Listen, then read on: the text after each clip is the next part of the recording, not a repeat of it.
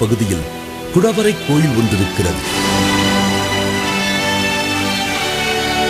கிழக்கு மேற்காக நீண்டிருக்கும் மலையின் தென்புறச் சரிவில் உருவாக்கப்பட்டிருக்கும் இந்த குடவரை திருநந்தி என்கின்ற சமண முனிவரின் மேற்பார்வையில் உருவாக்கப்பட்டதாகவும் அவர் பெயரால் தான் திருநந்திக்கரை என்று இந்த பகுதி பெயர் பெற்றதாகவும் கூறுகிறார்கள். கிபி 9ஆம் நூற்றாண்டில் இப்பகுதியை ஆட்சி புரிந்த ஆய்குல மன்னர்களின் கலைப்பாணியை இந்த குடவரை கொண்டிருப்பதாகவும் குறிப்பிடப்பட்டிருக்கிறது. ராஜராஜனின் ஆட்சியின் போதுதான் இந்த சமண குடவரை சிவாலயமாக உருவாக்கப்பட்டிருக்கிறது. கோவிலின் உள்ளே மிக பழமையான மூலிகை ஓவியங்கள் சிதிலமடைந்து காண கிடைக்கின்றன.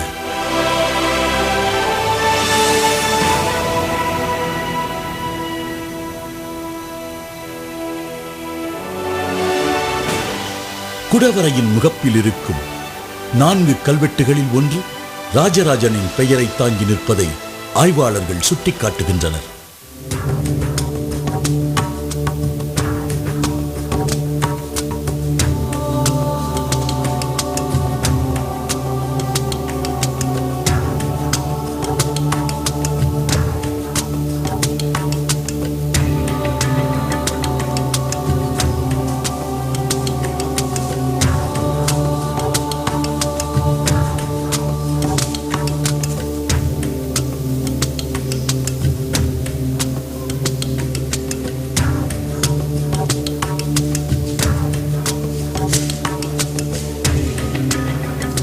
ஒரு 1000 ஆண்டுகளுக்கு முன்னாடி சமண கோவிலாக இருந்தத தகவல்கள் கூறுகின்றன.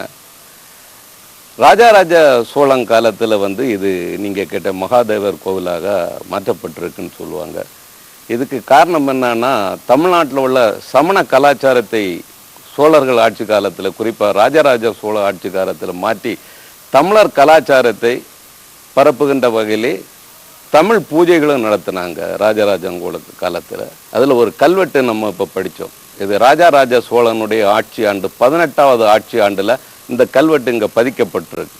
அது தமிழ் வட்டாரத்தில் பதிக்கப்பட்டிருக்கு. அதில் உள்ள செய்தி என்ன கூறுதுன்னா, இந்த கோவிலில் திருவிழா எடுப்பதும் விளக்கு வைப்பதும் பூஜைகள் நடத்துவதும் ஏழைகளுக்கு அன்னதானம் போடுவதும் சம்பந்தித்து அந்த கல்வெட்டு கூறப்பட்டிருக்கு. குறிப்பாக ராஜராஜ சோழன் பிறந்த இந்த ஐப்பசி மாதம் சதய நாளில் இந்த விழாக்களை எடுக்கணும் உள்ள தகவல் இந்த பகுதியில் இருக்குது. திருமகள் போல பெருநிலச் செல்வியும் தனக்கை உரிமை பூண்டமை மணக்கொள காந்தளூர் சாலை களமறுத்தருளி வேங்கை நாடும் கங்கப்பாடியும் தடிகைப்பாடியும் நுளம்பப்பாடியும் குடமலை நாடும் கொல்லமும் கலிங்கமும் எண்டிசை புகழ்தர ஈழ மண்டலமும் தின்திரல் வெண்டி தண்டார் கொண்டு தன்னையில் வளர் ஊழிகளெல்லாம் ஆண்டு தெருதக விளங்கும் ஆண்டாய் செளியரை தெசுகொள் ஸ்ரீ கோ ராஜராஜ கேசரி பன்மர்க்கு ஆண்டு 18வது ராசசாராஜ தென்னாட்டு வள்ளுவ நாட்டு முட்டம் என்னும் பெயர் தவிர்த்து மும்முடி சோழநல்லூர் என்னும்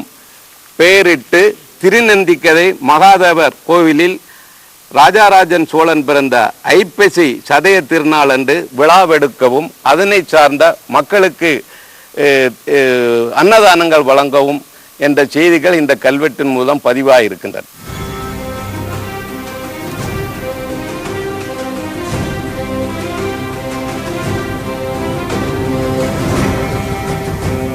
அதே நேரம் சோழனின் ஆட்சி பற்றியோ இந்த கல்வெட்டில் ராஜராஜன் பற்றி குறிப்பிடப்பட்டிருப்பது பற்றியோ இங்கிருக்கும் தொல்லியல் துறையின் குறிப்புகளில் தென்படவில்லை.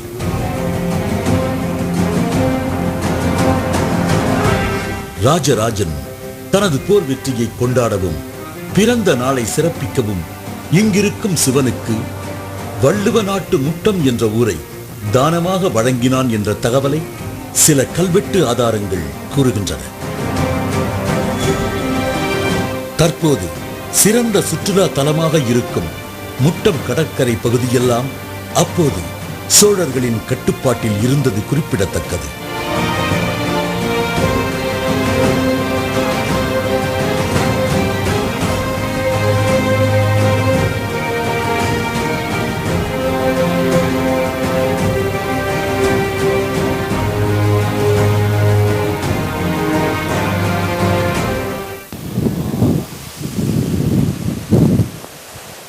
நம்ம முத்தம் என்கிற சுற்றுலா தலத்துல தான் நிக்கிறோம்.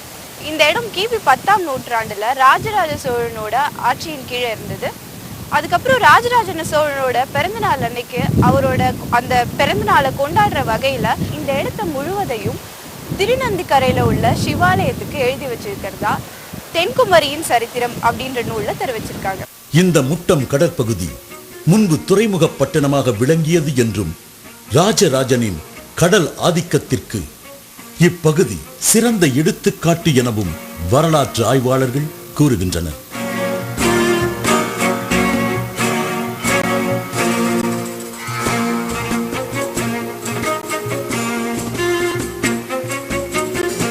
சோழர்களுக்கு முன்னால நம்முடைய கடல் ஆதிக்கம் நம்ம கையில இல்லை. சோழர்களுக்கு பின்னாலும் கடல் ஆதிக்கம் நம்மள்கிட்ட இல்லை. யார்கிட்ட கடல் ஆதிக்கம் இருக்கின்றதோ அவங்க தான் அந்த காலகட்டத்தில் வணிகம் செய்ய முடியும். அப்போ சோழர்கள் முக்கியமான ஒரு வணிக பாதையை கட்டுப்படுத்தினார்கள். அதாவது சைனாவிலிருந்து பொருட்கள் தமிழ்நாட்டில் வந்து இறங்கி தமிழ்நாட்டிலிருந்து அது மத்திய தரைக்கடை நாடுகளுக்கு சென்று அங்கிருந்து ஐரோப்பாவுக்கு செல்லும். நம்ம நடுவில் இருக்கிறோம். இந்த வணிக பாதையை சோழர்கள் கட்டுப்படுத்தினார்கள். இந்த வணிக பாதை ஒரு பகுதி தமிழ்நாட்டில் இருக்கு, இன்னொரு பகுதி மேற்கு கடற்கரையில் இருக்கு. எனவே சேரர்களை கீழடக்க வேண்டிய கட்டாயம் சோழர்களுக்கு இருந்தது. எனவே ஒரு கடற்படையும் இங்கே வைத்து கொண்டிருந்தார்கள். விழிஞத்தில எல்லாம் கடற்போர் நிகழ்ந்தது. சாலையிலும் திருவனந்தபுரத்திலேயும் கடற்போர் நிகழ்ந்தது. இந்த நிலையில்தான் முட்டம் அருகே உள்ள ஒரு பெரிய குளமும் ராஜராஜனை பேசுகிறது. அந்த ஆச்சரிய குறிப்புகள் இடைவேளைக்கு பிறகு. மண் பேசும் சரித்திரம்.